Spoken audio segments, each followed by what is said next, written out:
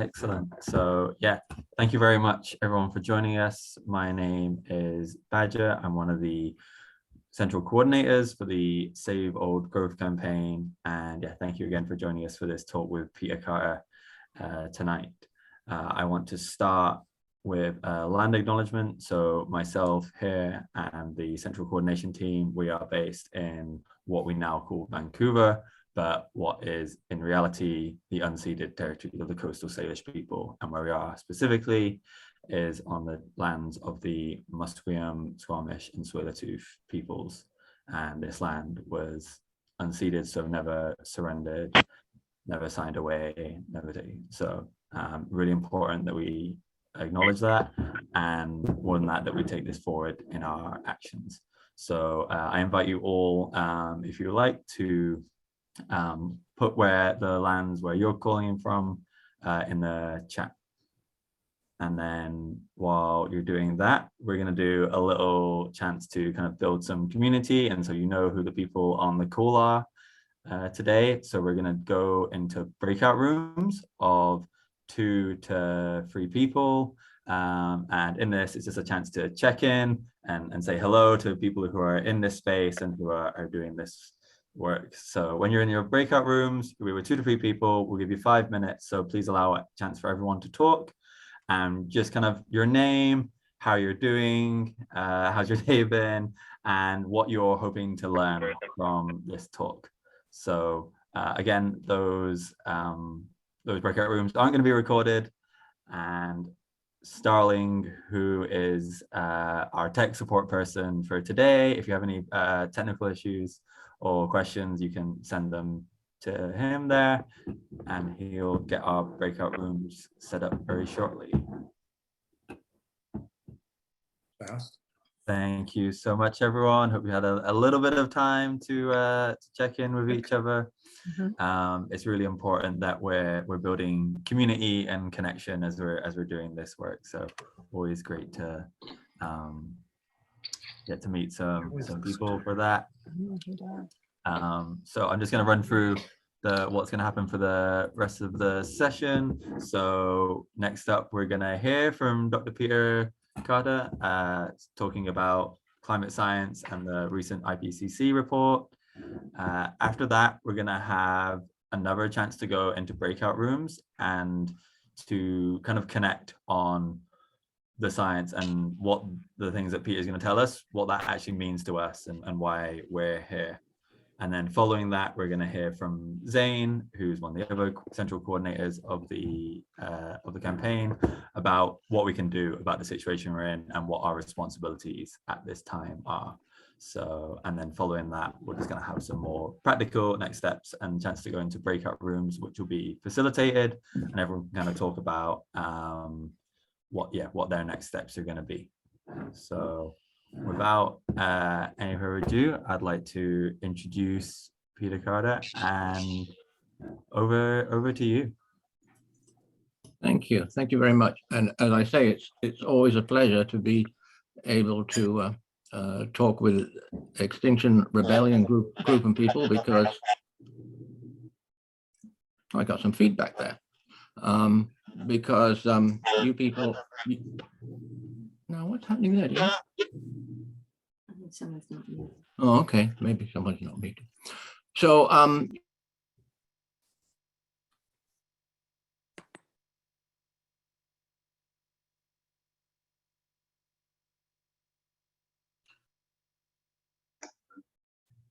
Sorry, Peter, we can't hear you there. You're on mute now.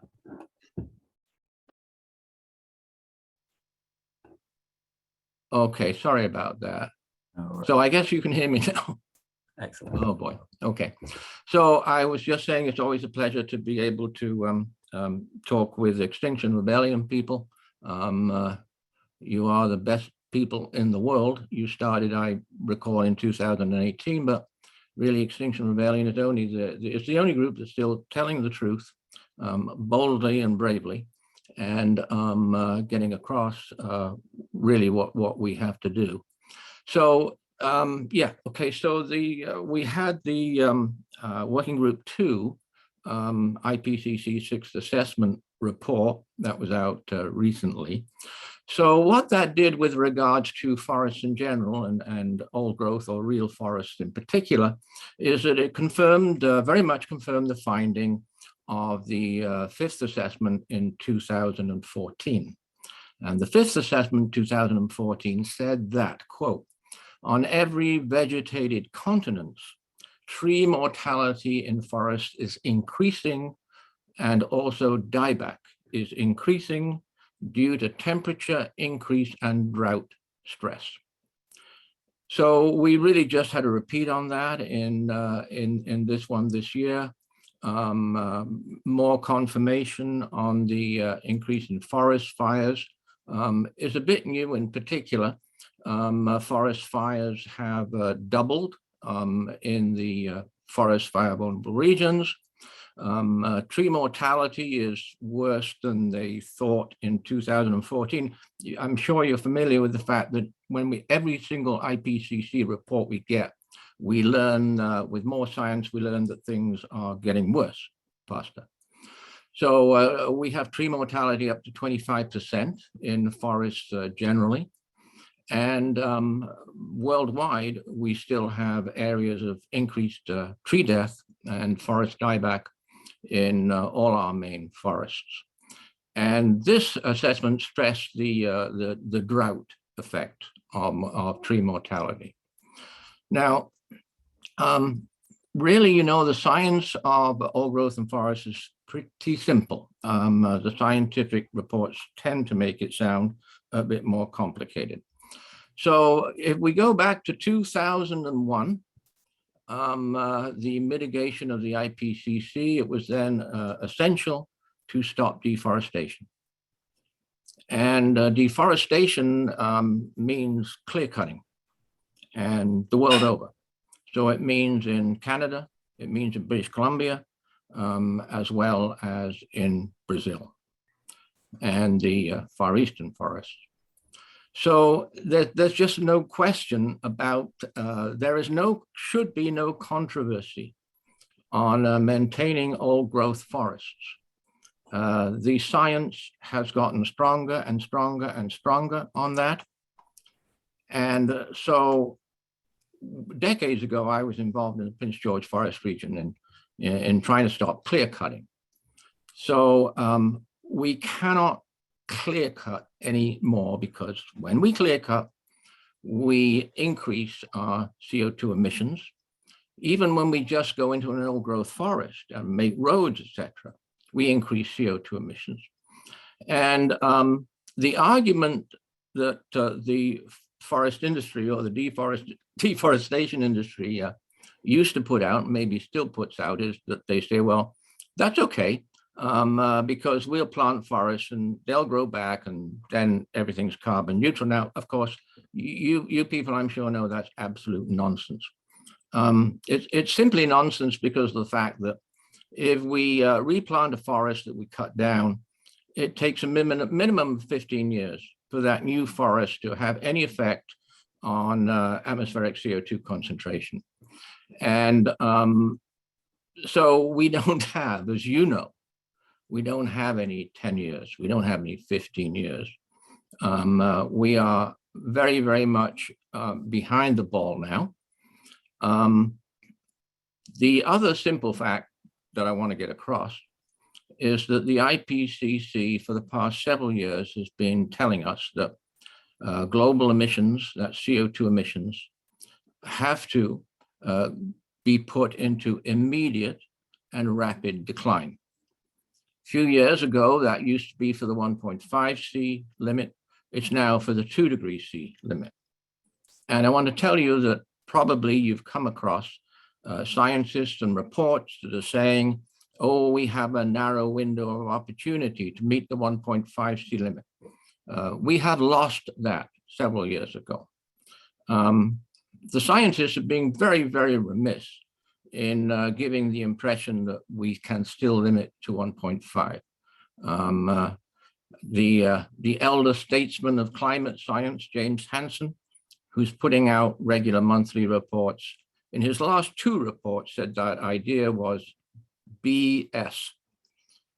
So the 1.5 degree C IPCC report that you recall came out in 2018, and might have been a big reason for the formation of Extinction Rebellion, perhaps. That report was excellent, and it rapidly made the world realize that we were in a planetary climate emergency. I've been trying to get that across for many, many years, so that was very nice for me. And that also, we had next to no time left to limit then at 1.5 degrees C, and now it's 2 degrees C. But what that report showed us with respect to our forest health, our food security, our water security, health, infectious diseases, etc., was that 1.5 degrees C is globally disastrous, and that 2 degrees C is globally catastrophic. And that's not just to the natural world, to species, not just to the human population, but to the planet itself. Things are happening so fast that myself and my other colleagues, it's really, really hard to keep up. Give you one example. Today, we just heard that a massive change has happened, which wasn't supposed to occur for decades and decades and decades. A shelf of the East Antarctic ice sheet has collapsed. Again, the scientists are, wow, you know, we never expected this to happen. That is a huge, huge wake-up call. But all of these events should be a huge, huge wake-up call. And it's very frustrating for all of us that really the public isn't aware enough, but even more frustrating, the fact that, and again, Extinction Rebellion had it right in the run-up to COP26 at Glasgow, when they said that the failures of the COPs, the repeated failures of the conferences that are supposed to put emissions into decline, is a crime against humanity. And that is absolutely, absolutely the case. Because from now on, we are losing. From now on, we're losing forests. We're losing old growth, purely because of the fact of climate change, global warming and global heating and extreme weather events. The collapse of that Antarctic ice shelf was due to an unbelievable heat wave that hit Antarctica just a few days ago, in which temperatures rose in some regions as high as 40 degrees C, higher than normal. So everywhere we're seeing what Antonio Guterres, our excellent United Nations Secretary General, points out are red warning lights, and they're happening over and over and over. So what can we do about it? Our governments, of course, basically, they're killing us. Our governments are murdering us. It's our governments that are guilty of this crime against humanity of monumental proportion. So we have to hold our governments more than accountable.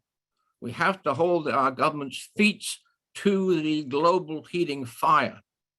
We must show no mercy to our governments and leaders who are lying to us, who are deceiving us, and doing absolutely nothing, worse than nothing, about our emissions.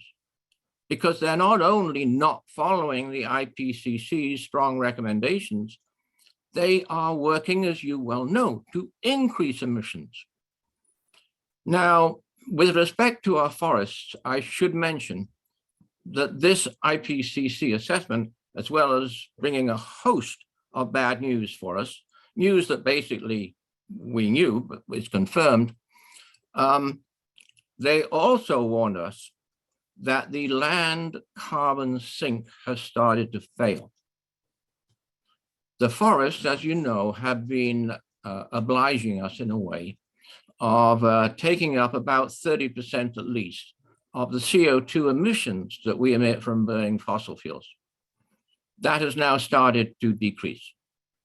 This again was not supposed to happen until the end of this century at the very latest, and it's happening today. The IPCC confirmed that. This wasn't noticed. This wasn't noticed, so I want to mention it and stress it. Also, the Global Carbon Project that has an annual report, that's the experts on all things carbon dioxide, they also stated that the terrestrial carbon sink and the ocean carbon sink have started to fail. This was completely missed, and the failure is big time. There's been a 15% reduction in the, and this is the forest. This is how we are damaging our forests. And it's the result of continuing to cut forests, the result of continuing to clear cut, that the land carbon sink has started to fail by 15% on the land, 5% on the oceans. This is way more than a planet emergency. This is beyond planet emergency. And so these are the things that we have to hold those leaders, the corporations, and also the investment banking industry, of course. We have to hold them accountable. But that's not enough. I mean, we know that because they pay no attention. So yes, Extinction Rebellion is absolutely right that we have to get out there and protest. We have to be in the face of governments whenever we can, at every opportunity we have. And of course, the old growth preservation is one of many crimes against humanity, the destruction of our old growth, which is being allowed to continue. I want to repeat, we have known for years that deforestation had to stop. That means clear cutting everywhere in the world had to stop. Our atmospheric carbon dioxide concentration is still accelerating. Methane concentration, you may have heard, is still accelerating. And by the way, clear cutting and degradation recently has been found to increase methane emissions as well as CO2 emissions. So our primary intact old growth forests are an absolute lifeline for our future survival, for the survival of humanity, for the survival of the human race. We have to, the science has been telling us from the IPCC for decades, we have to stop emitting carbon dioxide. I mean, it's really a no-brainer. That means we have to stop burning fossil fuels, all fossil fuels. We basically have to do it now. So no more coal, no more oil, and no more natural gas. I should point out here, as regards natural gas, that in order for humanity to survive, we have to cooperate 100%. Humanity should be aware that it's being forced to unify for its very survival. Unfortunately, we're watching another crime against humanity now, which is in the Ukraine. And this is just symptomatic of world powers who, rather than cooperating and getting us off fossil fuels, which are killing the future, they're fighting over fossil fuels. This is what's happening in the Ukraine. A lot of commentators have pointed out, well, this is about fossil fuels, it's about natural gas, it's about those pipelines, etc. I don't know. I hope that the people are right when they say that this is going to force the EU to increase its or decrease its reliance on Russian natural gas and do that by increasing its renewable energy. I should mention to you, by the way, with regards to preserving our life-sustaining old growth and prohibiting any more clear cutting anywhere. It always was an abomination. but now it's totally deadly. The idea that came out of Glasgow of carbon offsetting, carbon neutral, net zero carbon, which all is determined by the delusion that we can keep on damaging our forests, and we can make up for that by growing forests somewhere else. No, that actually absolutely doesn't work. And we've known for decades that doesn't work. And it's rather interesting because many years ago, when the EU was looking at the idea of carbon offsetting, right, seemed like a really good economic idea, they had a big study done.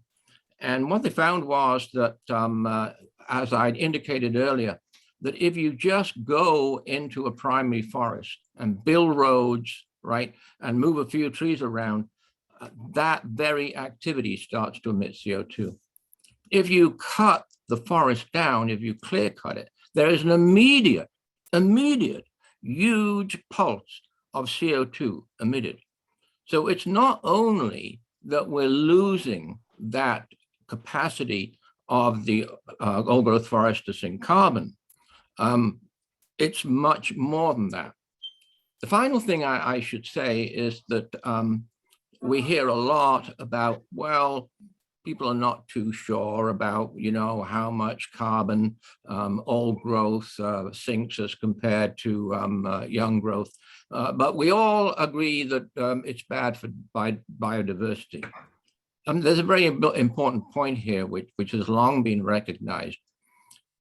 Loss of biodiversity, degrading and removing forests has a negative interaction with climate change.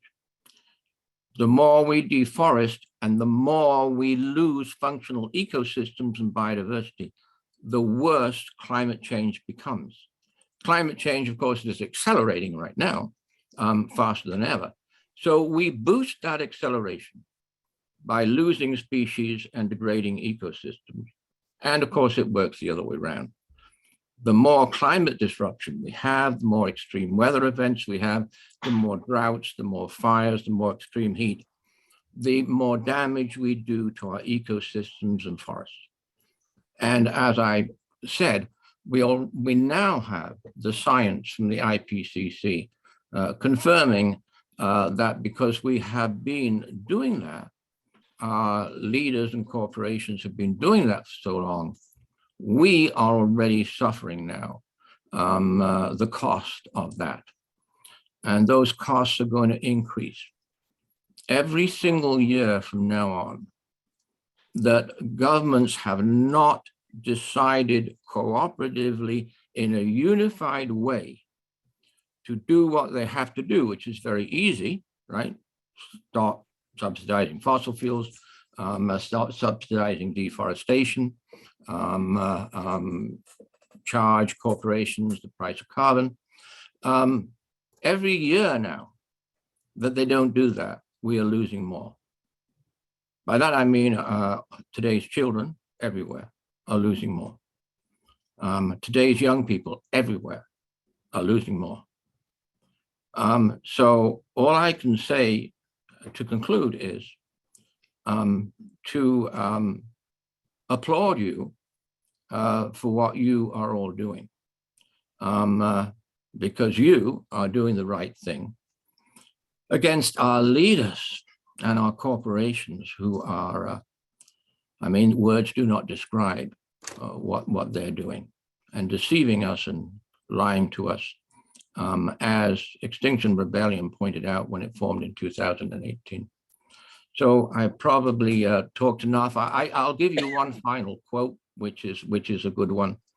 And the quote is came out this year, and you might call it the definitive statement on old growth preservation. This was a paper published, a huge paper published in January of this year.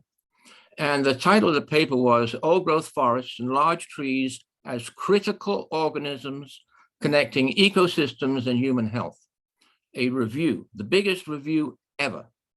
And what it stated was, old growth forests fix large quantities of atmospheric CO2, produce oxygen, create microclimates and irreplaceable habitats in sharp contrast to young forests and monoculture forests. This is what we've been saying for decades, right? So the science completely now confirms this, no question about it. So thanks for allowing me to have a little talk here and vent a little bit as well. It's always a help. Thank you very much.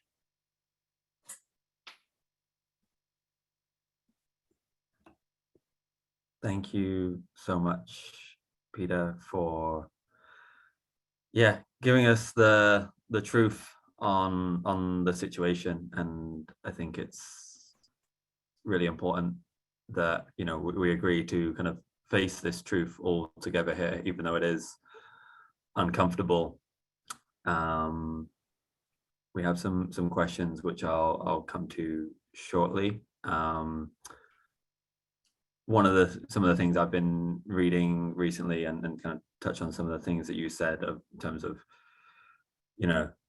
these crimes against humanity, and all these things are coming down the line much sooner than we think. There was one report I read, it was called the future of the human niche, and saying how we talk about 2 degrees, which you mentioned is pretty much locked in now, but that 2 degrees as a global average temperature actually means 7 degrees inland in continents. And at those temperatures, when we talk about that kind of the suffering in the faces, because at those temperatures agriculture becomes pretty much unsustainable. So we're facing mass crop failure, mass starvation, and when that happens, then we face societal collapse based on social based on the past and history. When there's agricultural failure, it leads to societal collapse. Yeah. And one thing that makes me think about that in very real terms when we've kind of been giving these talks is during the pandemic, we had people fighting in the supermarkets over toilet paper, over actual toilet paper. What's that going to mean now, in 10, 20 years in our lifetime, and potentially even sooner, because all these things are happening sooner, when that's going to be food, when that's water, which is running out in the supermarkets in a country where we have access to guns. And I think, unpacking these things, which the governments and some of these reports are saying of societal collapse, and putting them into these tangible terms and telling the truth like that is really important. So thank you for helping kind of spell some of these things out for us. So what we're going to do is I just want to allow kind of 30 seconds for everyone to kind of have some time to reflect. And then what we're going to do is go back into breakout rooms and have a chance to connect with other people about what all these kind of things, the emotions that have come up during this, because we want to create a space where people can share how they feel. The rest of the time we do these talks, but then the rest of society is telling us, oh no, carry on as normal, business as usual, everything's fine. So we want to create a space where people can actually really share how they feel about that, and how we feel that the government is lying to us, the government is committing crimes against humanity, like you say, Peter, and that we're faced with societal collapse in the next 20 years, 10 to 20 years. So we'll just have a little bit of silence here while Starling can get the breakout rooms, and then just have a chance, give everyone to talk and share. Right. Okay. That's coming in April. Welcome back, everyone. I just ask everyone to mute themselves again. I hope you had a good chance to connect with people and share how we're feeling in this time. There was a few questions for Peter, if I can I'm going to spotlight you again there.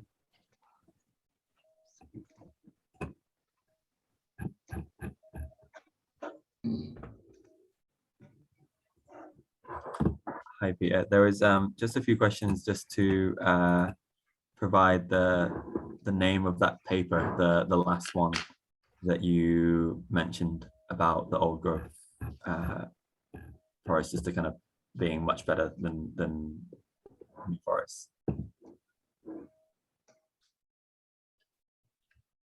You didn't hear. Oh, sorry, I didn't hear that. What's that?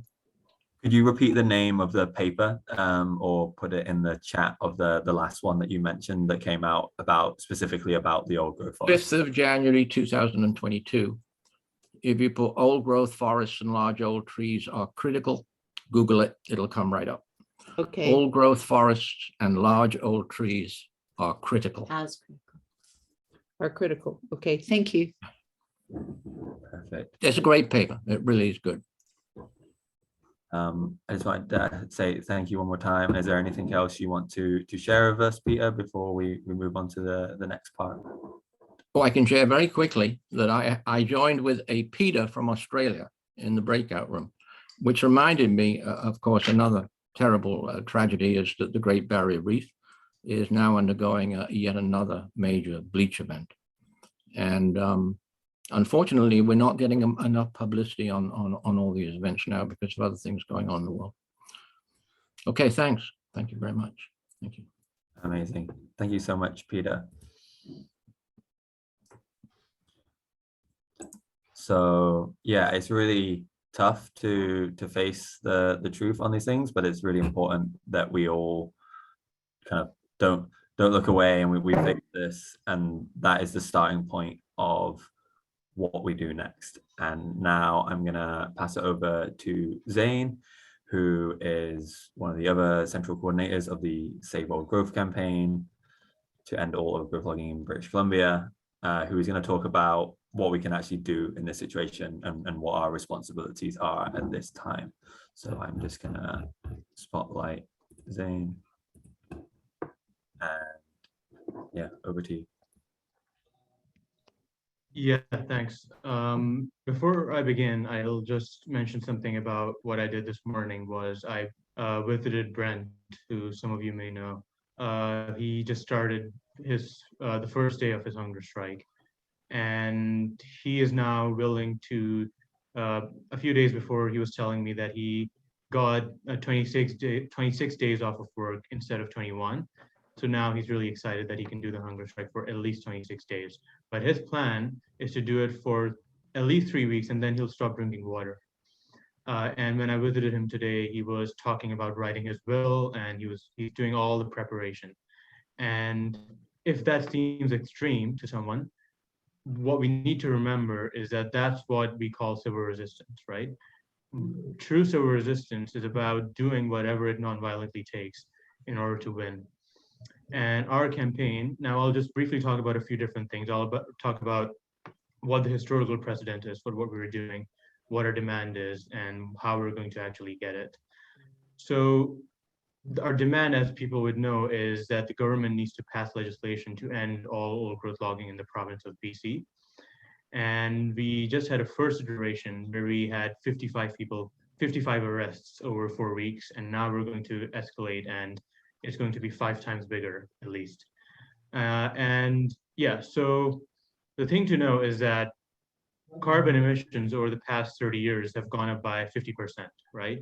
So I was at the climate strike today, and I was mainly there to see people that I haven't seen in a while, right? That is the sole purpose at this point of the climate strike, is to see people that you haven't seen in a while. From an empirical and a strategic point of view, doing rallies, doing banner drops, and doing marches is beyond useless, right? Because as we know, carbon emissions have gone up by 50% over the past 30 years. So, and this is not anything against the people who've been doing this really hard work for 30 years. This is not personal, right? This is about being strategic.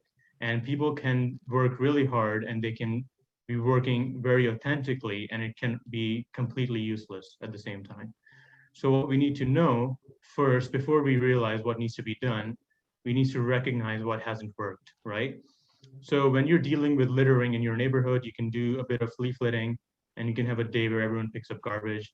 If you want healthcare, you can do some really big marches every Saturday with 100,000 people, and that should be enough. When you're faced with the greatest crime in human history, and the greatest genocidal governments in human history. Not only is it strategically useless to do marches and petitions and banner drops, it is morally inappropriate, right? Because you don't do a banner drop outside of Auschwitz, you don't do yoga outside a death camp, you don't do a banner drop outside a death camp. And what we know is that when we go over 2 degrees increase in global average temperatures, we won't be able to grow food in large parts of the world. And people in a place like Canada have absolutely no idea what's coming down the line in terms of extreme suffering. So what I want to tell people with that, and it's a very horrible thing to say, and it's difficult to tell people this, but when you're faced with extreme criminality by your governments, your options become binary, right?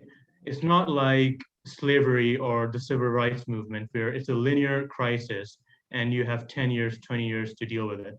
And you can try this year, you can work really hard, and then maybe you'll fail, but that's fine because you can try again better next year. You don't have that luxury right now, like everyone on this call, right? Sir David King has said we have 2 to 3 years left, right? We were on a call with him a few weeks ago, right? And he's now endorsing civil disobedience globally. And he's the top former chief scientific advisor to the British government. So he knows what he's talking about, right? And he's completely lost faith in the government and the traditional ways of doing things.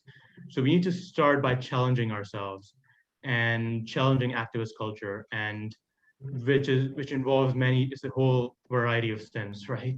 It's doing things that don't work empirically, and it's attacking each other and not having a service orientation.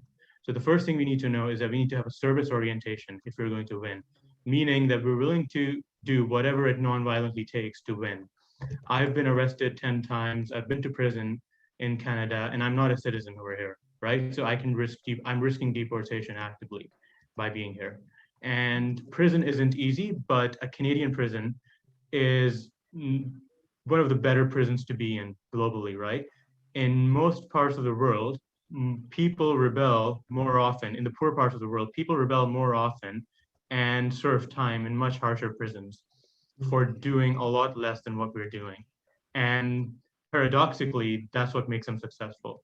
So if you're not willing to spend, a day in a cell or a few weeks in a prison cell, if you lose, it's completely on us, right? It's not sufficient anymore to do this middle class activist routine of pointing fingers at the government and getting angry at them, right? We've got obligations to one another and to society. And in the present context, it involves spending time in prison. And it's not about fetishizing arrest or imprisonment. It's about recognizing that if you resist genocidal governments, you'll get banged up, right? That's just what happens. When you're faced with a genocidal government, you don't have too many options, right? You can't just, expect to resist it and not be thrown in prison. It's just a consequence of what happens, and it's not that bad. And I'll give some historical examples now of how people have done this throughout history. So the example that this campaign is specifically based on is the Freedom Riders in the 1960s. So some of you may have heard of it. One of the few people who started the Freedom Riders was John Lewis, who recently died in the United States. And the Freedom Riders was a campaign that came out of 10 years of nothing happening in the civil rights movement. So you had the Montgomery bus boycotts in the 50s, where tens of thousands of Black people boycotted the buses, and everyone was like, this is fantastic. Everyone was out.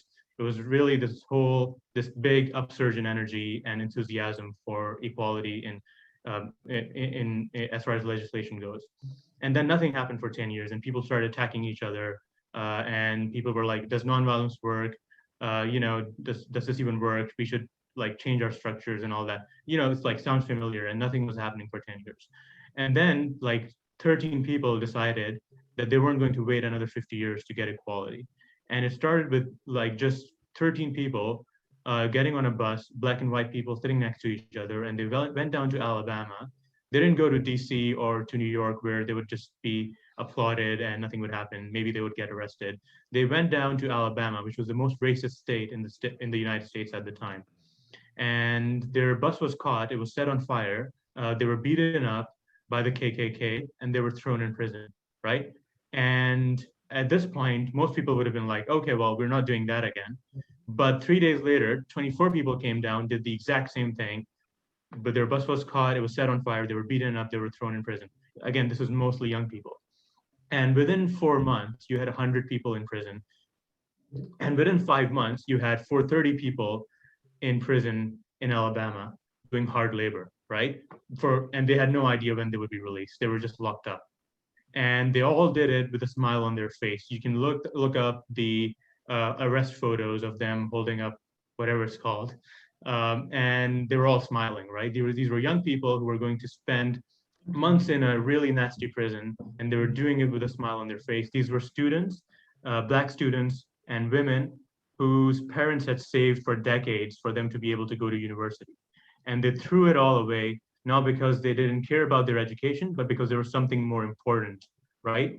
So that's what we need to know, is that it's all about priorities, right? This is all about priorities. This is not about, can I afford to lose my job? Can I afford to be deported? Or can I not? It's not a cost benefit thing, right? Because you're going to lose it anyway. And when I was in prison, it filled me with anger that people, by deciding that they're not going to prison, they're preemptively deciding that, well, yes, I want to save humanity, but it's not worth going to prison. In other words, you're putting a price tag on humanity. You're saying, yeah, I would really love to save humanity, but if I have to spend 4 weeks or 14 days in prison, maybe it's not that important, right? So I know it's not a conscious thing, but unconsciously that is what's going on. So we need to start confronting that in ourselves and recognizing that we need to get used to this, because we're going to have to get used to a lot worse when we hit societal collapse, right? So harm is coming down the road anyway, right? By putting yourself in harm's way, you're doing that to prevent greater harm to you and your families and your loved ones. So like I said earlier, it's all about priorities. And just to give another example of what happened in Germany recently, you had a few people that we've been on a call with, and you can find a YouTube video on disabled growth, which is Henning, who is a German activist, and a few other people in their early 20s decided to do a hunger strike to demand a public meeting with the main political party leaders in Germany. And they did it for like 7 days, 14 days. It started getting in the local papers, but no one really cared that much. They hit 25 days, and all of a sudden, the press started getting worried because, it's like people in their early 20s who they've not been eating for 25 days, they're probably going to die if they don't eat soon. So on day 26 or day 27, the leaders of these political parties started getting in touch with them privately and saying, oh, you should start eating, it's not good for you, and we'll meet with you privately after the election's over. And, they knew what was going on. Politicians were doing what they're good at doing, right? They were making them feel valued while not actually giving them anything concrete and not giving into their demand. And they said, no, our demand is that we want a public meeting with all of you, all the political party leaders. And now what we're going to do is we're going to stop drinking water. So on day 27, they decided they were going to stop drinking water. And within 4 hours, the leader of the Social Democratic Party and the current chancellor of Germany got in touch with them and said, all right, they'll do a public call with them after the election, a public debate, right? And 50,000 people watched that debate after the election ended, right? So notice the principle here is that you go as far as you have to go. You don't stop at like day 20 or day 10, because the whole principle here is that you go as far as you have to go until you get a win. The Freedom Riders didn't stop at 200 people in prison. They could have been like, wow, we got 200 people in prison. That's fantastic. We can just like go home now. No, they 200 people in prison, 300 people in prison, 400 people in prison, 430 people in prison. And the federal government had to intervene to issue legislation to desegregate interstate buses, right? So it's binary. The tipping point is binary. 400 people in prison, like no one cares. They're still being called terrorists. For 30 people in prison, and the government has to intervene to issue legislation. And the same with the hunger strike, day 24, day 25, day 26, if they had stopped, then it would have been massive, right? We did a 25-day hunger strike. So clearly hunger strikes don't work. But that's not what they did. They went on until day 28, they stopped drinking water. They tried something new and it worked, right? And they got a win, and that galvanized a lot more people to join the movement. So the point about this campaign is that we need a win, right? It's not sufficient to go out there and say, like today at the climate strike, we want system change. Well, what the fuck does that mean, right? It doesn't mean anything. System change doesn't mean anything. What you need is a minor demand, and you need to win that minor demand, like the Freedom Riders did with the interstate segregation. So they didn't go out and say, we want racism to end, right? Well, obviously they want racism to end, but they went out with a concrete demand, which is the desegregation of interstate buses, which seems like a very minor demand, but they knew that if this is it's a winnable demand because it technically already has been won. The like busing is technically already desegregated, but not really, right? So it's winnable in actual implementation. So they did that, they won, and all the major wins that happened in the civil rights movement happened after the Freedom Riders. So it completely galvanized the movement again. And after that, there were like hundreds of campaigns were launched to, and then you had the voting rights bill and all other things came afterwards. But it was just 400 people who forced the most powerful government in the world to submit to their demand, right? You don't need tens of thousands of people initially. You need a few hundred really committed people. And we saw a glimmer of this in the UK just recently with Insulate Britain, right? You had 120 people who went on the M25 highway, which is the most important highway around London, to demand the insulation of all housing, which would bring down carbon emissions by 15%. It was just 120 people, roughly. And they did it again and again and again, 3 times a week on the main highways. And then they would get on national television and they wouldn't answer any questions, right? Because those days are gone. And they said that Sir David King is saying we've got 3 to 4 years left, and they were telling the truth prophetically and dramatically. So they were engaging in a democratic process of telling the truth to the British public, because it's only in a superficial democracy that you vote every few years. In a true democracy, when you're faced with a genocidal government, you non-violently disrupt the public and you keep doing it to tell the truth and to raise the profile of the issue. So that's the plan for the next iteration of this campaign, is that we're going to be going on the Trans-Canada Highway 3 times a week in Victoria, Nanaimo, Vancouver, Revelstoke, Abbotsford, and potentially other places, right? So we're going to be doing it until the end of March. And this probably won't get us legislative change this next month. But the plan is that we'll pause again for a month and we'll get enough funding to have 200 full-time people whose job it will be to mobilize 2,000 people to risk arrest in late June, right? Which will put us in the ballpark of getting legislative change on old growth logging. So, activist culture tells us, and some of you may be thinking, well, I'll see how it goes, and then maybe I'll join or not join. But we need to realize that that's not sufficient, because this is the only campaign happening right now that has a proper plan, a proper mobilization plan, and a mobilization system with a proper demand and an actual chance at actually getting a win. And people who are not going to get bogged down by usual activist garbage of like attacking each other and all that nonsense. We're very unapologetic about what we do, and we are just going for, it's a 6-month campaign. So if you don't win within 6 months, by the end of June, we're going to declare that we lost. So we're going to have to do whatever it non-violently takes within the next 2 to 3 months. And yeah, the thing to know here is that this is about, you won't get any progress without sacrifice, right? That's the biggest flaw in the activist culture, is you can do a bit of, you have your privileged lifestyle and then you can do a bit of activism here and there. That's not how civil resistance works. Civil resistance is about everything is on the table, right? You may lose your house, you may lose your life. Like Brent today was talking about writing his will because he's going to do an indefinite hunger strike, right? This is about doing whatever it non-violently takes.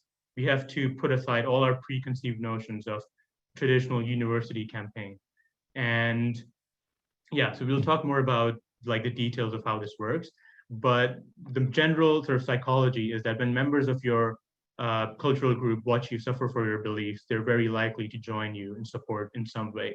And it's a process by which we are going to change the emotional space of the public in the next 4 months. And if that seems impossible, it's not true, because societies throughout history only change within 3 to 6 months. If it doesn't take longer, it either happens within 3 to 6 months or it doesn't happen for a while. So yeah, that's the plan.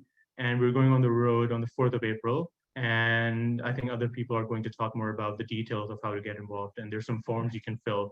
But yeah, you just have to emotionally recognize first what your obligation is right now. And then you work backwards about what to do about the consequences and who's going to take care of your dog and who to hand over your house papers to or whatever, right?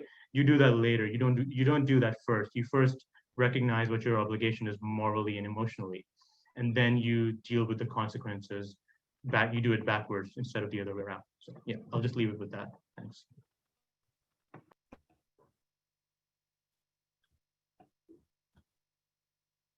Again, I just want to allow maybe 20, 30 seconds for people to have Zane's super powerful words there to sink in. So we'll just sit with that just for a second.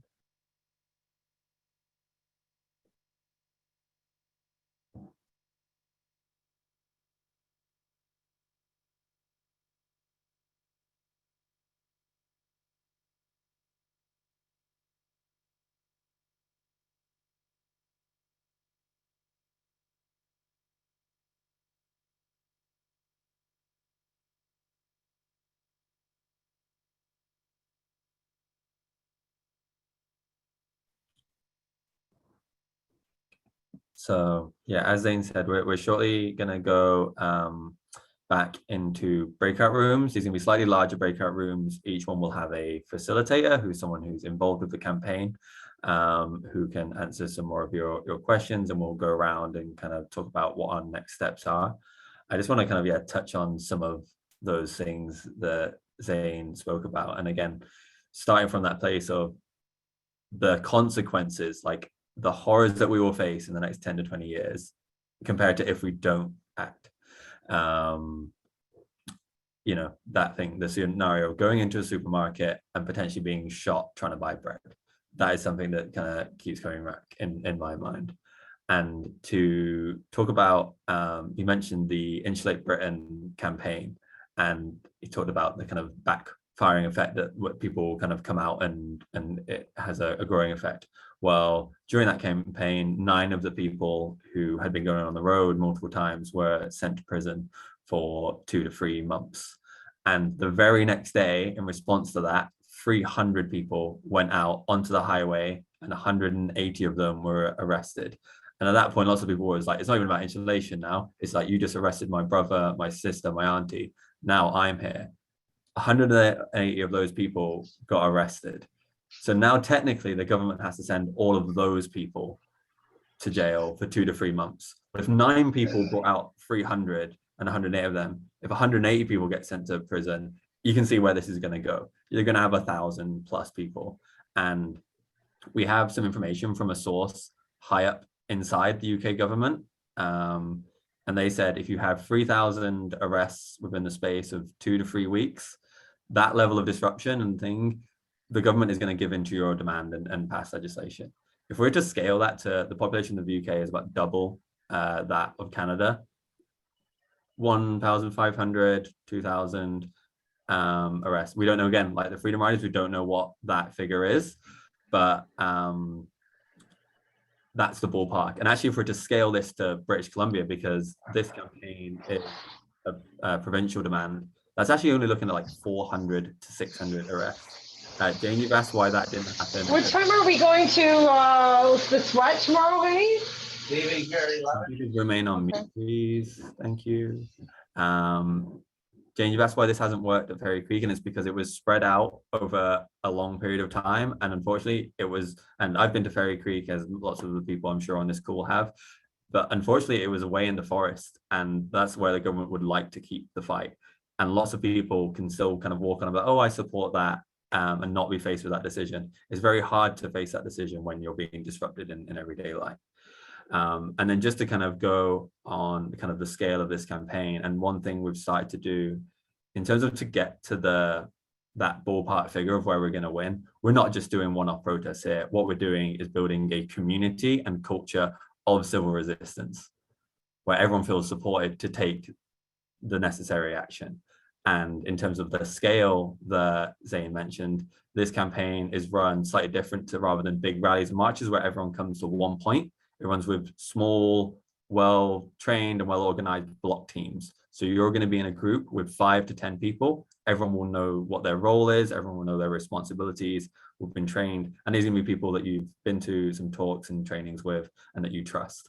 And what that means is great is that we can spread this, and it's across the Trans-Canada Highway, which goes right across the country, obviously. And so the potential for this, and it already has, and when we're running our actions in January, every time after we did an action, we received messages from people all over the country being like, wow, that's awesome. I want to do that. Even people in Halifax and Nova Scotia said that. And we had a small group of people in Toronto who are really interested. They've now set up their own campaign with, again, a dilemma demand against a highway, and they're using our same tactics and our colors. And so already we can see this growing movement, and with small groups of 5 to 10 people, it has that scale. And with what the funding that Zane talked about, we're going to be able to get to that that ballpark figure. We don't know what it's going to be to get that win. So the next steps, I'm going to outline them vaguely now, and then we'll go into the meetings and have a chance to talk more directly. But yeah, the first step is to come to a talk and hear about what our plan is. So congratulations, everyone. You've done the first step of meeting us and hearing the pathway. The next step is to come to one of our trainings or kind of bigger events. So if anyone here is in Vancouver, our next big event is on April the 2nd. It's from 2 till 7 p.m. at Holy Cross Church, which is in Mount Pleasant neighborhood. In Mount Pleasant. We'll go through nonviolence training, and really it's just a chance for you to learn more, get to know other people in the campaign, and say building this community. We can tell you about any of the legal support and this other support we're going to provide you and bring you into this community. If you're outside of Vancouver, we do have some online trainings. So the next one is on Sunday the 27th at 12 p.m. and then there's another next Wednesday at 6:30 p.m. And if any of you are on Vancouver Island, we're going to be having a similar event to the one we're having in Vancouver, a kind of longer session where we all come together, because we already have groups in Victoria and Nanaimo, and we're growing ever still. That dates are still being provided. So we're going to go into breakout rooms now.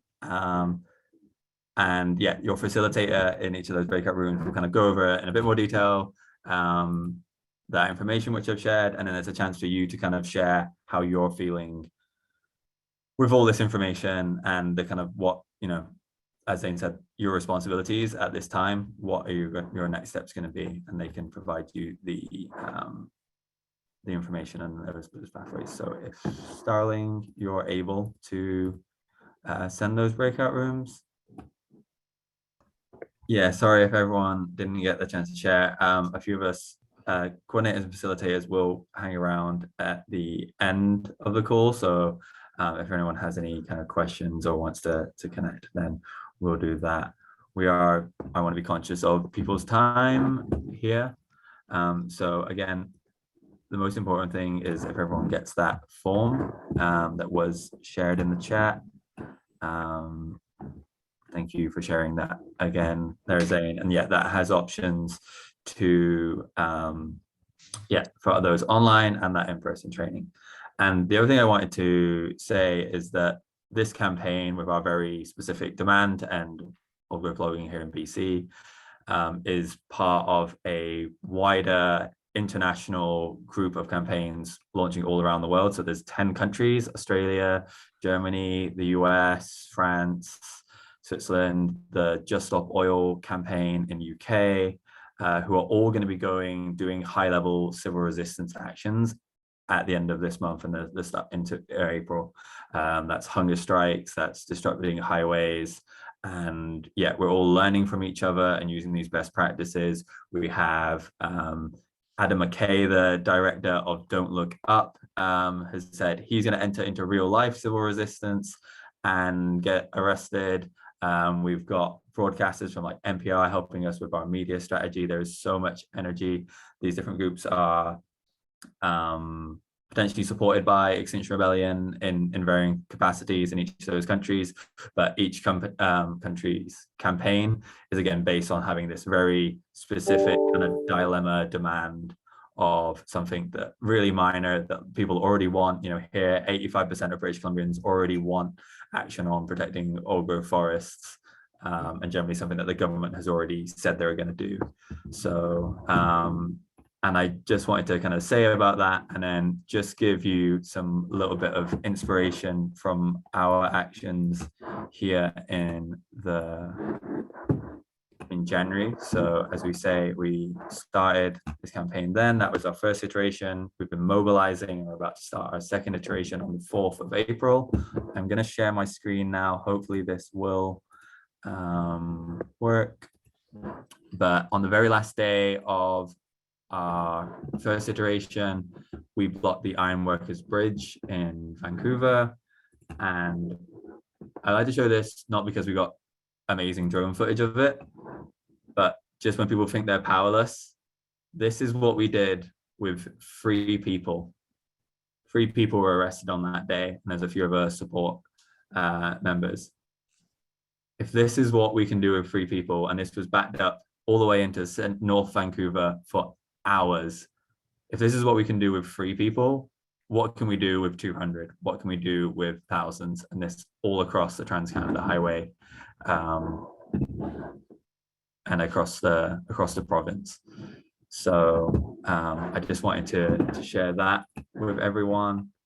And yeah, I'm going to put all of our social medias in the chat as well. So please do make sure to follow us and share these actions as well as doing the actions. The whole point is we're getting the country animated and talking about it. Lots of people are going to hate us, but there's going to be a small percentage who love us and who are going to come join us. And that's what we need to get to this point where we're going to get legislative change. So we have that there, and we also have a fundraiser. So if anyone wants to support us in that way, we can buy banners. We've been booking rooms to do these talks. I'm going to put that in there. And yeah, I just want to reiterate, thank you so much to everyone for being here. This is difficult work, but it's really, as we say, 2 years left. It's really important that we do what's necessary at this time, and we want to be able to build this community and this culture of civil resistance to the point that we can win. So yeah, the coordinators and facilitators will stay around if anyone has any questions, but thank you so much. Yeah, please fill out that form. Thank you so much all for being here, for joining us tonight, and I hope you have a really lovely evening and weekend, and we really hope to see you at one of our next trainings and one of our next events really soon. Tell your friends, bring in, let's grow this, and let's get our first win, and then we can go on for all these other big things. Thank you so much, everyone. Thank you again, Peter, for joining us and your expertise, your passion, and thank you, Zane.